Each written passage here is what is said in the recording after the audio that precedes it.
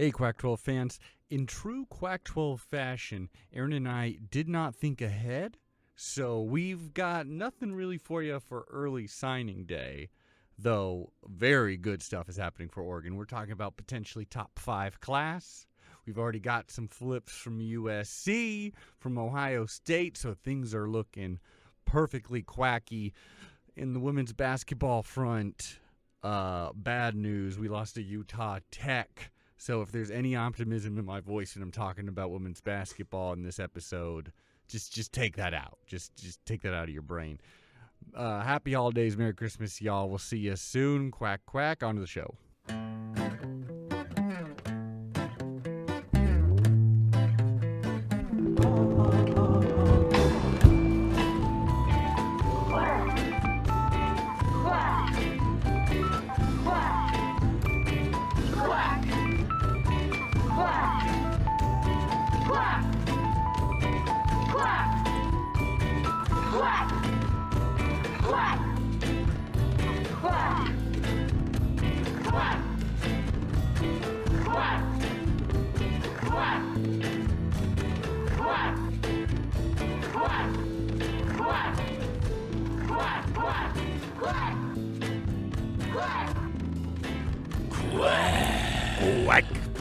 Quack. Quack. Quack. Q-U-A-C-K. 12 and... I am your host, Adam Tramiel. And I am Aaron Schroeder. That is right. Esquire. Oh. The third. That's new. All right. Apparently 2 new Aaron Schroeders have been added. This is the Quack 12 podcast, the most official, unofficial Oregon Ducks podcast on the web, Footosphere. And Aaron, we got a new quarterback. We got another new freaking quarterback. Aaron, this is unprecedented. And in fact, in general... Guaranteed? Not guaranteed, but pretty freaking close to guaranteed. Is it that same guy from last week, or is this yet another guy? This is another guy. We're not just talking Dylan Gabriel, who is, Dylan Gabriel's more of the Bo Nix comparison, where you're like, he's played a lot, he's started a lot. He's transferring over from Oklahoma. He's has so much starting experience, not as much as Bo Nix. No one. That's does. what I was thinking of, was the transfer. Yeah. Yeah, and he still is on track, clearly, I think, to come in and be QB number 1, especially with the experience. And I'm very excited about that. My heart's broken, actually. There's another one. Why is that? Because Ty Thompson is gone. Yeah, he gone. He left. He hasn't. He's entered the transfer portal. He hasn't found a spot yet. And I get it, man. And I'm sorry, Ty. We failed you. A little bit. The other thing is, I think it's just, I think on that front, Dan Lanning didn't recruit him, so he may not be exactly what he wants in a quarterback. Oh God! And now you have that feeling of being you're stuck with a coach who don't want you. Yeah, you gotta get out of there. I mean, just judging from social media, which is not something any smart person should say, but I don't think there's necessarily hard feelings from Ty Thompson. I think it's very good that he's gonna go start somewhere. Most likely, I assume he's got to be a starter wherever he's going. He wants to go play, and so I'm wishing him the best of luck, obviously. But he wasn't going to start here, not with Dylan Gabriel coming in. And then I doubt maybe he knew of this upcoming news I'm about to say. If he did, then he's definitely like, I'm not competing for QB2. That's for sure. Oh my so I'm God. getting out of here. Who is this? Who is this Aaron. magical Superman? Aaron. So, if you remember last year, there was a 5-star, I believe he's the number 1 recruit out of Michigan, number 2 or 3, I forget, QB out of that class. He was a really highly regarded a recruit. We wanted him really bad. He was 5 stars. He had a lot of Oregon connection. He visited us over and over and over. But at the last minute, he switched over to UCLA. I'm talking about... Oh, that's right. Dante Moore. Right. Well, this was in the rumor mill. This was last in the rumor week. mill. It seemed unlikely still, but it was like, well, there's rumor that he's still interested in visiting Oregon. Most people thought like he's visiting us, but he's probably just visiting on his way. He wants to be a starter. Even if you go to UCLA, you can't deny that we have the best sports equipment in the land. So I'm sure he flew up just to use our weight room. Yeah, just to get his swole on. I get it. Yeah. I wouldn't even blame him for it. Get some new Nikes and be out the door. But Aaron, so get his name embroidered on the side. He had a rough freshman campaign in UCLA, which was a lot of like he didn't start in the first game, and then they kind of threw him later in the first game, and he won that. But then he had a really rough stretch where he was just throwing pick sixes left and right. We want that around? I don't know. I mean, I'll tell you, if we're looking at just what he did at UCLA, it's not very impressive. But I do believe we spoke with Hythloday about how that might be mismanagement. Oh, it's absolutely. It's. I think Chip Kelly problems more than his problems. Anyone who watched that season is like, you just threw. This is the problem with throwing a freshman QB. Just like, go out there, go start. Is no matter how good he is, which on paper, this guy is very good. On paper, Ty Thompson was our best recruit ever too, though. So sometimes it just doesn't work out, But. Dante Moore, they threw him out to the Wolves, behind a pretty shaky offensive line. Mm-hmm. And Chip Kelly isn't exactly known as a QB guru. He's had a Heisman winner. Also, for some reason, Chip Kelly can barely process what the sinner's job is. That's not true. He had DTR there too. Like, he's had some amazing quarterbacks, but those are more like mobile quarterbacks. Dante Moore is supposedly more of just is a really good like passer.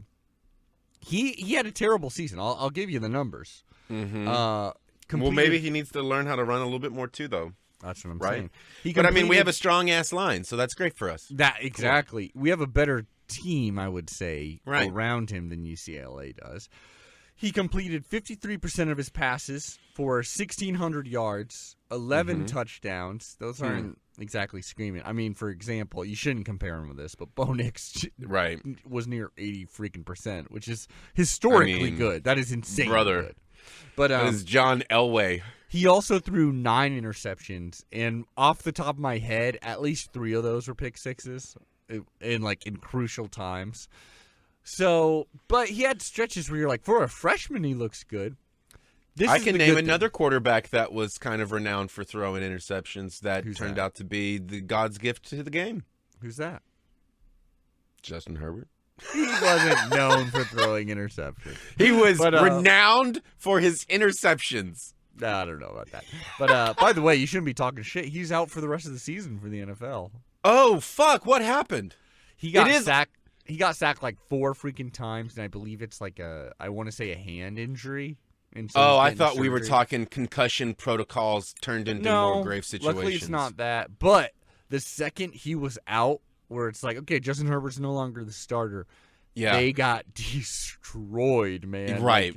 And their coach immediately got fired. The higher up got fired too. Like, it's very clear.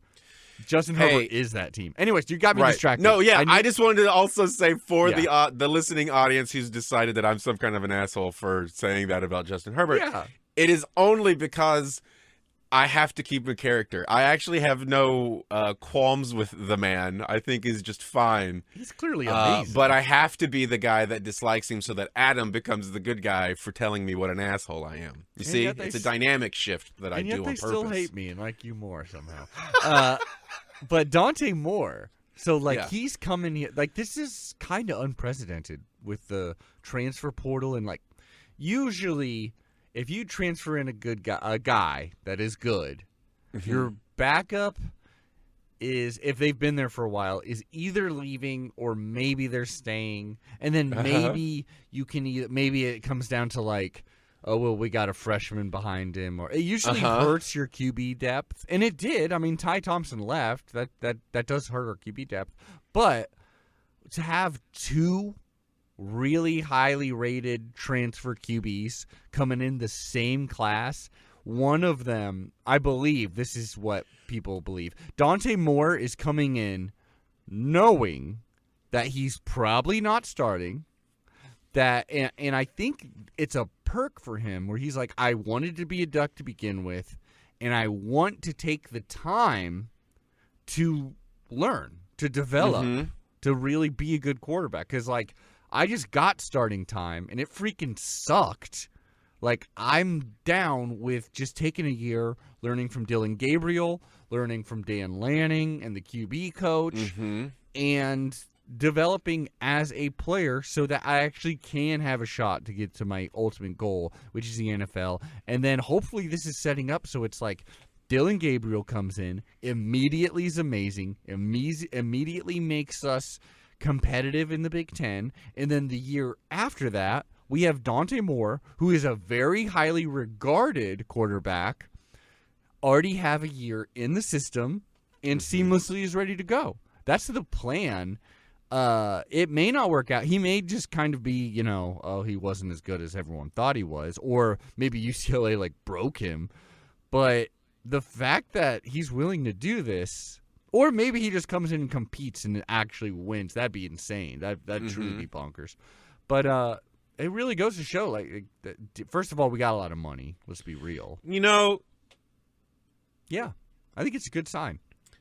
I sometimes wonder about this notion, and I get that you have to, right? Because that's how you weed out, the lesser performances. But the idea of pitting two quarterbacks, like when we did it just not that long ago. Who were the two quarterbacks? It was Anthony Bo Nix and Ty Thompson, or who are you talking about? Oh, Anthony Brown Jr. and Tyler Shuck. Yeah, and then also Ty Thompson was still there too. It was who's going to be the better performer and blah, blah, blah. I'm like, I don't know, man. Maybe I would just want to trust a freshman kid to be with me for 4 years so that on his senior year, he's the greatest thing you've ever seen. Yeah. Because also, it sounds like we're going to have to start remembering a quarterback's name every season. And you will have to do that, yes. That is true. Yeah. Yes, that's what down and down. It's literally because, God damn it, dude, that's too many names. But no, I get it. Well, I mean, this is my, because back in the day, that was the only, I'm talking even 10 years ago. Oregon used to, there was a state where it's just yep, you develop your quarterbacks, especially when transfers into the program meant it had to be a grad student, or they had to sit out a year, stuff like that. That's no longer the case. And at one point when Vernon Adams I think I'm too sensitive for the brutality of what this game actually is. Because when they get hit too hard, I go, that's too hard. Yeah. When they have to actually compete against each other and you're on the same team, I'm like, that's not fair. No, I get it. I think I'm too soft. You're a beta cuck, like Jerry Falwell Jr. Yeah. But and that's fine, y'all. That's fine. You're a snowflake. It's all right. Yeah. You're not in the heat. It's of fine. Football. No, I'm an alpha. But back in the day when Vernon Adams Jr. transferred here, people were like, well, that's good, but I don't like this not developing QBs thing. This could be rough. And then the year after that, we transferred in Dakota Prukop, and it kind of proved all the haters right, because we sucked and we didn't have a good quarterback behind him, and if only we had developed these things. But it's a completely new era. I truly am under the belief where it's every single year, if there's a good quarterback in the transfer portal that is a better situation, get him. And right now, Dan Lanning even doubled down where he's like, I'll get him and I'll get him. Oh, that dude, we're in the era of the nuts. Shogun. That's what's happening. Exactly. I love it. Say it myself. I was about to say that. Missiles for hire. That being said, that does make, 3-star QB, which there was some high side to him. Luke Moga coming in from Arizona in this class. Maybe he's okay, I didn't sign up for this. I didn't sign up for competing against both these guys and someone, so there may be some mix up, but having Dante Moore, having Ty Thompson as your backup quarterback probably would have been better for next year. But having Dante Moore as your backup QB and taking practice reps may be better, higher future, higher upside. So it's big news. We'll see what comes of it, but pretty fascinating. Can I ask you one last more etherical type question? Is that a word? Etherical? Ethereal? Ethereal, thank you. Mm-hmm. Do you think when you've got these guys in there, right, and you're having them all go after the same position that is such a huge position, the most important, some would say, are you just trying to pay more attention to who is able to identify and understand the playbook easier, faster, or is there ever any like dynamic between the receivers that they're looking at? I definitely think it's like chemistry, which again, like that is the downside of all of this. Is Dillon Gabriel and Dante Moore have zero chemistry with any of our receivers, with our O-line, with anybody there. Well, that's the maybe, but it's like maybe that's like Ty Thompson would have had that advantage because you can keep them separated theoretically, right? Like this is the quarterback; they have their own thing, very much like how we've discovered Pete Carroll was maybe doing with Russell Wilson. Yeah. Well, so one thing that is pretty nice, like. You know how our offense, and a lot of Husky fans and in general fans, if you wanted to crap on what was a really awesome offense this season from Oregon, what you said was like all it is a bunch of like quick checkdowns, quick passes, like easy stuff to do. There's no like bombing it down the field like Michael Penix Jr. is always doing, It was always these quick little short gain passes which require the QB to know like the system and get it out of his hands really quick. That system is hopefully and should be very QB friendly, especially for these kinds of quarterbacks, so Dillon Gabriel and Dante Moore. Like here was what made Bo Nix special, though. Oh yeah, that there was many shots he took in those situations where one specifically they showed in the replay, he had thrown the ball to where he trusted the receiver to be before the receiver even had a notion to look to see if the ball was coming. That is like true. So it's like that's a chemistry thing. Like Bo Nix trusted the receiver to be there. Absolutely. And so does that become, I don't know. I would just love to be on the sidelines during these practices, right? Wouldn't we all? Yeah. Just to be like, how does this fucking happen, man? Yeah. I want to create a website that is based on historical data that we can utilize to get access to Dan Lanning to ask about what he thinks his historical improvements could be. Go to scoopduck.com. A plug Quack12.com where we break down every single year of Oregon Duck football starting from the very beginning. Oh, yeah, that's right. That's what you're plugging. The Quack12 Patreon. Yeah. That's right. For $5 measly, you can get hundreds of hours of Oregon history. That's right. And don't forget to go to iTunes and give us 5 stars and leave a comment about how much you love us. Because if you don't do that, how will we actually ever succeed? Quack12 Apple Podcasts. Now, it's pretty amazing, honestly. But I think you're right. Is a lot of plays like that do come down to chemistry, which will be lacking a bit. It's also the thing people like Hythloday hate to talk about, I feel like, because you can't actually talk about it until we see it. Yeah, but at the same time, I think a QB can be a lot more plug and play, especially in systems like ours, hopefully, than say, like, this is what Hythloday is always saying, offensive line. You can't transfer in an entire offensive line and expect it to be good. That being said, you can and you should recruit individual pieces to offense, plugging in a player or two in an offensive line is something you should be doing. You should be competing for the best lines. Sure. And we won in a recruiting battle here. Former Indiana offensive lineman. He's 6'6", 305 pounds. He's a 6-year senior. Started 39 of 41 games at Indiana, so a ton reps here. This is a country boy. Oh yeah, he was committed to Colorado, but we flipped him, baby. We flipped him instead. We're like, hey, why don't you?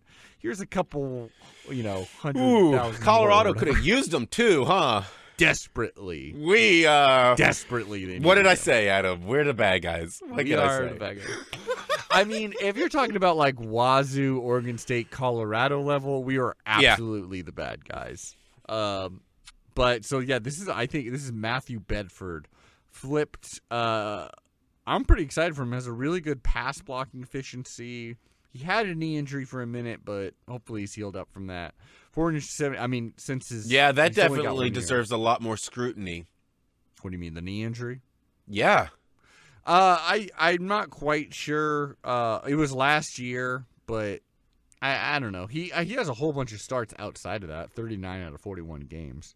I don't expect. And that's a bad. huge frame.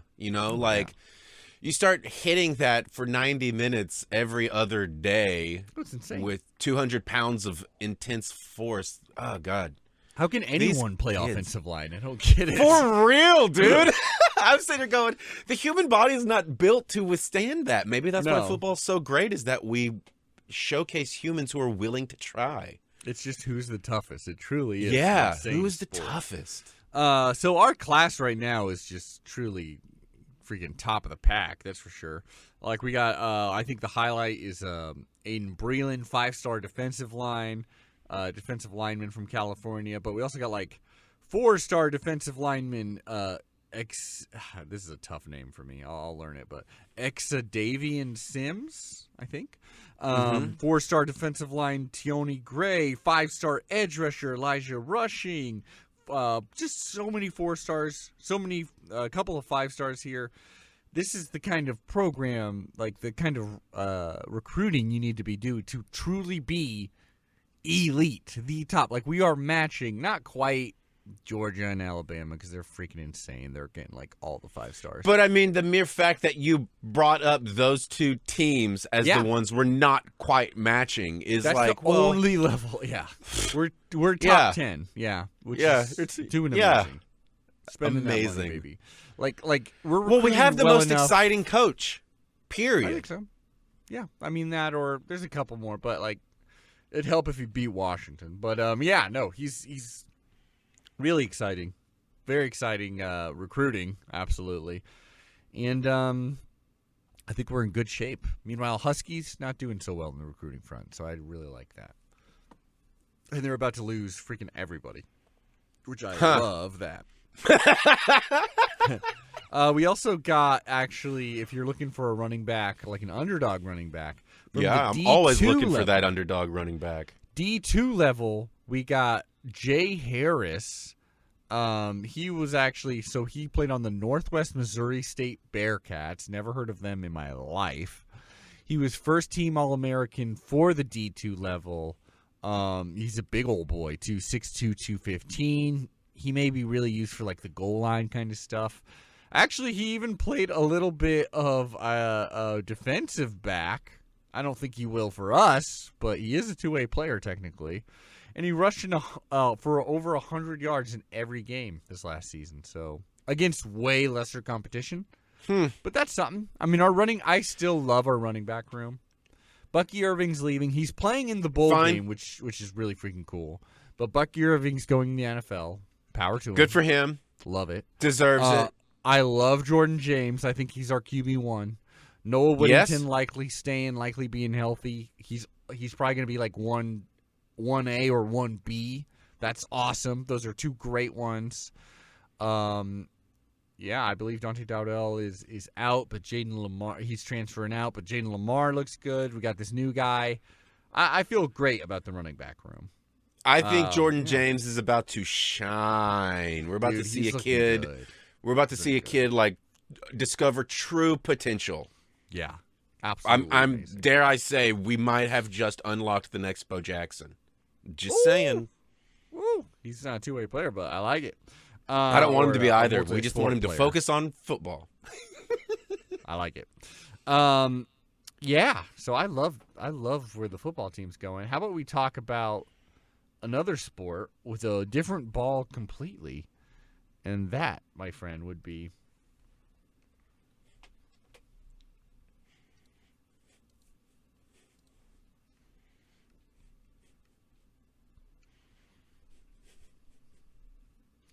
Hey.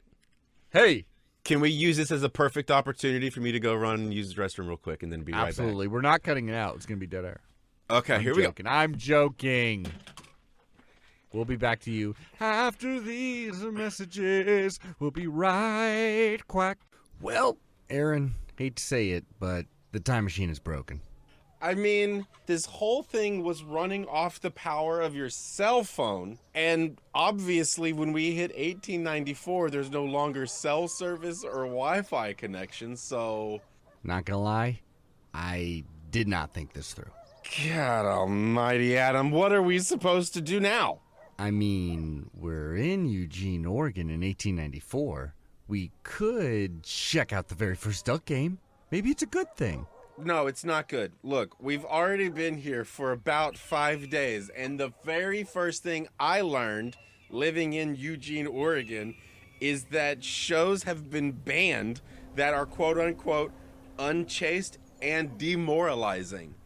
And that's kind of the only kind of content we know how to make, dude. We could review every duck season as it happens. Even the children here are freaky. Then post it on the Quack 12 Patreon in the future. I mean, it's just really hard to not spoil, tragic national events. Imagine it, a weekly show dedicated to Oregon football history with 2 charismatic time-traveling stoner hosts. We live in the most expensive house in Eugene, and it's a fucking shack. And the most beautiful thing about it?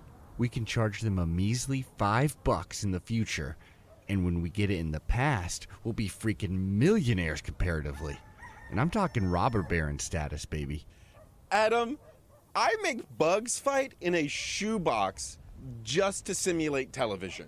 All listeners would have to do is go to patreon.com/quack12 and sign up for hundreds of hours of duck entertainment. But the hooch is good. In fact, it's kind of got me wanting to try my own hand at it. That's right. For a measly $5 a month, that's patreon.com/quack12. Now let's go watch them lemon yellows give those hay seeds what for. And keep your eye out for Dr. Schroeder's blueberry wine.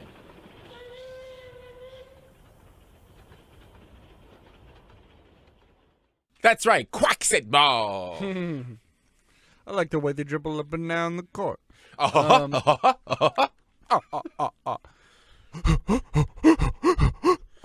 it is. Aaron. Hey, Rick. Where do you want to... Sorry. That's good. I set you up for it. Where do you want to start, men's or women's? Which gender do you think is better? I want to have a nice positive boost from the get, and I want it to come from the women. Okay. So fingers crossed that I get some positive feedback. You actually chose right then. Yes. Last we talked, actually there's a game as of this record, so this game's probably already happened by the time this episode even comes out. Sure. So hopefully there's no egg on our face. They play Utah Tech today. That should be a win. Oh my God, that should be a win. That's the beginning of the Trailblazer Classic in St. George, Utah. You been? Have you ever been to St. George, Utah? No, oddly enough, Utah for me is Salt Lake City, Moab, and otherwise I've just kind of driven through. Oh my man, we got to get you baptized there. Salt Lake City or Utah? Either way. Don't worry, dude. I'll do it. Okay. Aaron. Oh, in Satan? No. Oh, Aaron. You got a lot to learn. Southern University, we beat by 30 points, and that doesn't really tell us much of this team. Like, we should do that. Sure. We played against the University of Texas, San Antonio, the Roadrunners. How do you feel about San Antonio? Lives. Oh, there you go. Okay, sister lives there. My buddy Isaac is from there. So my buddy Michael lives there. Okay. I think it's a huge sprawl of land that gets too hot for my personal taste anymore. Okay. Too hot. But a lot of really fun things to do. Bravo, San Antonio. You love it. Okay. So and this is a team that we should be beating. Not by, 30 points would be nice. Some of the older Duck teams would have beaten them by 30 points. But we should be at least beating them, certainly on our home court. And this was a close one. It really came down to the wire. So at halftime, we had like a 6-point lead. And near the end, a couple minutes left or something like that, we only had a 5-point lead, I want to say. Okay. But we did then score 8 unanswered points, so we got a 13-point win. I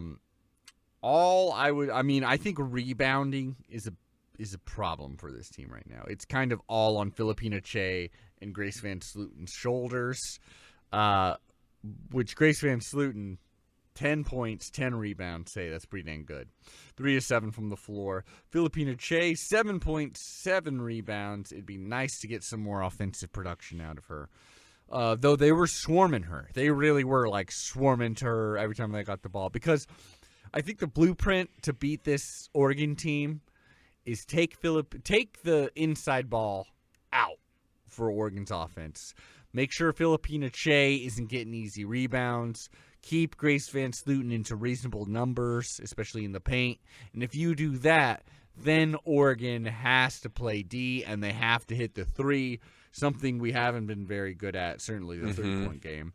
We went 6 of 20 from 3-point land, which isn't terrible. It's not going to, be the winning factor if we shoot like that, but I'm fine with that compared to how we've been playing. How we've been shooting. That ain't so bad. 35% from the floor is rough, and that is definitely telling that they were taking out our post game. But overall, 19 points off turnovers, 19 points off the bench, which has been a big problem for us. Getting actual bench contribution. In a new face even, Priscilla Williams was deemed eligible. She played at USF. She played at Syracuse. She transferred to us. We weren't sure if she was really going to be able to play, but the higher-ups deemed her eligible. So she got her first minutes, got her first buckets, felt good. She also got 13 points, which is pretty awesome. 7 of those were from the charity stripe, but hey, that's fine. She hit a couple three-pointers, which is tied for as much as anyone else did because Chance Gray went 2 of 7. Sophia Bell went 2 of 7. We did just enough. Enough to win this, but we won. So that's all you really need. We held them to 11% from the three-point line, 2 of 18, and 26% from the floor. So our D did show up. And that is, the theme of this season is we're trying to be a defensive team. So it worked. And not only that, but actually, this got Kelly Graves his 600th win as a coach. Not at Oregon, but in general. So that's cool. And honestly, I guess, to their credit, because I've been saying a lot, I don't think Kelly Graves over the years has had, goodwill in the locker room. My main evidence has been the amount of people, of clear starters that have transferred out of the program. Mm-hmm. However, judging from social media, which again is a evil, bad thing that we shouldn't take seriously, judging from social media alone, this team really freaking loves him. And he really loves this team. I do think this team is playing for Kelly Graves. They're just not as talented and not quite yet cohesive enough, especially offensively. But and rebounds are really killing us right now as well. But they're fighting for him at least. We'll see who's sticking around in the offseason, and we're about to get some a real challenge. Utah Tech shouldn't be a challenge, but Oklahoma State afterwards, and then we're getting into Pac-12 play. So it gets oh god real after that. Like the Pac-12, I'll tell you this: Pac-12 women's basketball. Oh boy, as per usual, is the leader of the whole freaking world. Because like I'm looking at the conference standings right now, which there's only been like 2 Pac-12 games, so it doesn't really matter in that regard. But we've got 6 ranked teams, 6 top 25 teams, including number 2 UCLA, number 6 USC, number 8 Colorado, 9 Stanford, 11 Utah, 23 Washington, which I hate that. I don't want to see a good Washington team. And then even Oregon State, who's our first Pac-12 opponent this year, they're 8-0. They're unranked, but they're undefeated as well. And we are near the bottom of these rankings. So, I don't know, man. Like, it's going to get real. We'll see how good or bad this team can be when conference time comes. Now, as far as men's team is concerned. Oh, boy. Okay. We've had a couple of games here. One was against California Baptist, which made it a game for a while, but fortunately, Jackson Shellstad, Cario Oquendo, Jermaine Couisnard, they responded, and they got an easy win, 76-55. As you should against California Baptist. Right. Then came a game against Syracuse. Syracuse is a pretty decent squad, I'll say that. They're not world beaters, but they are a power program. Or whatever they are, They're a decent school. I don't know what world beater or power program means. They're a team that should be competitive against us. That they're not like in a lower rung. Gotcha. Of basketball. Okay, should be competitive. And they very much were. I mean, to be fair, I believe this was like a neutral site, but it was in Sioux Falls, South Dakota. And we had a good 10-point lead for a while, a good chunk. The first 9 minutes, I believe. We held them to 9% shooting. So it felt like, okay, we got this in hand. We don't have our bigs. Only Kwame Evans Jr. out there. The freshman is really holding down. But we're looking good. Okay, our guard play's keeping us in this. Then Syracuse just responded hard. And we didn't have the players to really answer them, specifically in the paint. And they took it to us, man. 83-63, they beat the crap out of us. Which it's like, yeah, this is kind of bound to happen. Our injuries are pretty rough in key spots. That being said, it would have been nice to be more competitive in this one. They really, we were putting in backups. They were putting in backups at the end because it just got out of hand. If you want to get some silver lining. Yeah, I do. Give me a little bit. I mean, our fresh, guy who's trying to be Peyton Pritchard, he did score 16 points, 6 of 16 from the floor, 2 of 10 from the 3-point range. That's not wonderful, but he was one of our leading scorers, as was Kwame Evans Jr., 17 points, 8 rebounds. Not bad. Other than that, not many people showed up for this one. Oh my God. We recorded this early in the morning. Sorry, everybody. 11 points from Cario Oquendo, but overall, man, not very good. We were out-rebounded 36-31. They got 44 points off their bench. I think that's really was the difference maker, is when we put in our bench players. When we were putting in Tracy and other players during crunch time, it just wasn't working out. And then they were just in there because we wanted to keep away from regular injuries. Yep. We also turned over the ball quite a bit. They got 23 points off of turnovers, and they scored 50 points in the paint. That's not happening as much as likely if we got Dante and Biddle, and if we got our 2 7-footers in there, they're not scoring as easily in the paint. But hey, I have to ask because we're early in the season, and I always forget every year, and then sometimes I don't ask, and sometimes I need to, and so now's one of those. Yeah. When you say in the paint, that means the literal like square underneath the goal by the free throw line. You nailed it, my man. Okay. You nailed it. So literally just like going right up to the hoop. Right. You know, where you need 7 foot tall people to stop things. Precisely. So this is another rough loss, and it appears until everyone is fully healed, which we don't know when that's going to be. Man, that seems like the storyline for a while. Yeah, for years, honestly. We may not be competitive against the better teams, but are we picking kids because of stat numbers and ignoring that they have injury-prone things, or is that just basketball? I mean, I think it's basketball is just twisted ankles, right? Constantly. I mean, if it's Oregon basketball, apparently. I don't know what to tell you. I've heard that Dana has altered his practices to just be like less physical. It's just like, dude, we can't deal with any more injuries. But that explains it if he's allowing super tough physicality in practice as well. Yeah. Well, and like Nate Biddle got injured during game. A couple of like Mookie and like Shellstad, that happened in the off season. Like, I don't know, man.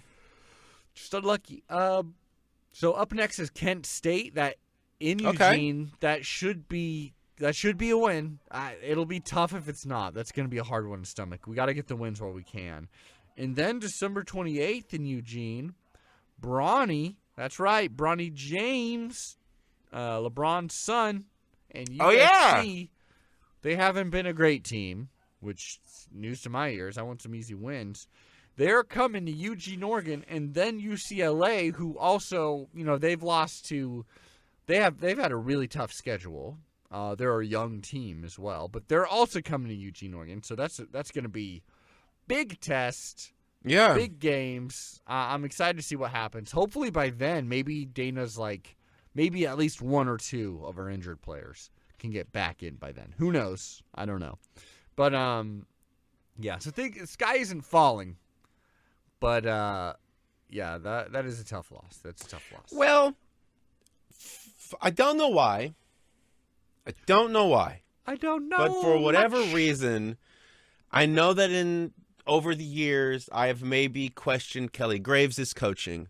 Mm-hmm. For some reason, Dana Altman has been able to circumvent that reality with me.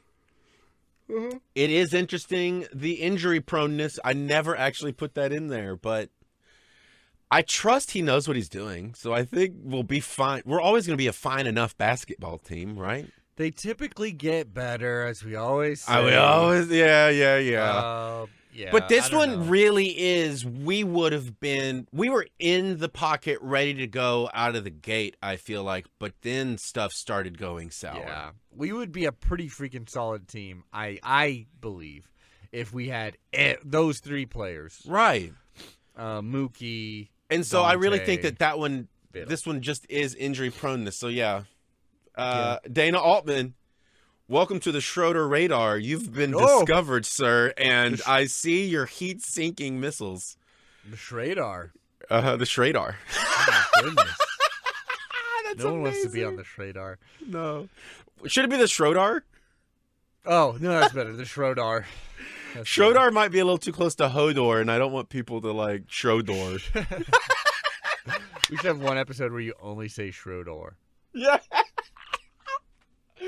I just got there. Wow, it's amazing. That's good. Oh, God. Thank God I'm not in the 7th grade. I would be getting hosed during Game of Thrones. Hosed. You are a hosier. Yeah. Now, I mean, this is a short episode. It's a great episode. What are you talking about? This is the best season. we've done. I got a couple of things we can talk about. Hit me. I will know. I'll go back and listen and figure out who we picked. But the 2 bowl games have happened. 2 Pac-12 bowl games have happened. So we have a results. I forget who I chose. I forget who you chose. But starting off with Cal versus Texas Tech. I picked Tech. Played. You picked Cal. I'm fairly Cal. certain because me and Hith were basically picking the same every game. I think I picked Cal as well, and I was wrong. Oh, I was freaking dead wrong, my man. Texas Tech honestly, really smoked them. Really took it to them. Fernando Mendoza, 22 of 33, 261 yards, 1 touchdown, 3 interceptions. Some of those interceptions were because, like later in the game, like trying to make stuff work. But honestly, just a bad showing from this Cal team. That's okay. 16 carries for 45 yards, 1 touchdown. Not enough if you're going to be competitive in this game. The Cal O-line was not up for the task. Texas Tech, on the other hand, Morton, 27 of 43. I know they got high hopes for Morton, too. So 3 touchdowns, an interception. Taj Brooks nearly got 100 yards, got a touchdown. They just beat the crap out of him, man. Cal's in rough shape, where it's like this is one of their better seasons in the last few years, mainly because they got to a bowl game. And they just don't look great. And I don't know. I think Cal in general is... I mean, they're going to the ACC. I don't think that's going to help them. I think they're in rough shape. R.I.P. Golden Bears. I mean, when we first started this crazy little podcast, Adam, I remember loving them so much. It was such a cool team. The vibe felt great. Tough loss. I'm going to miss you guys. Good luck. Good luck. You're going into the land of pirate ships, my dude. You're going to get fucking ripped apart. Bye forever. Yeah. The Bermuda Triangle. Yeah, basically. Of Virginia. And then, meanwhile, UCLA Boise State. I'm fairly certain that I chose Boise State. I was pretty confident in UCLA just having nothing to play for. That Chip Kelly just... I feel like I probably was the same way. Probably. I don't remember. I think all 3 of us may have chosen Boise. Makes sense. Well, Boise went down early, but rallied back. Even with a quarterback injury. Colin Schlee, he started off real hot, 11 of 16, 78 yards, 1 touchdown, also 127 yards on the ground. Wow.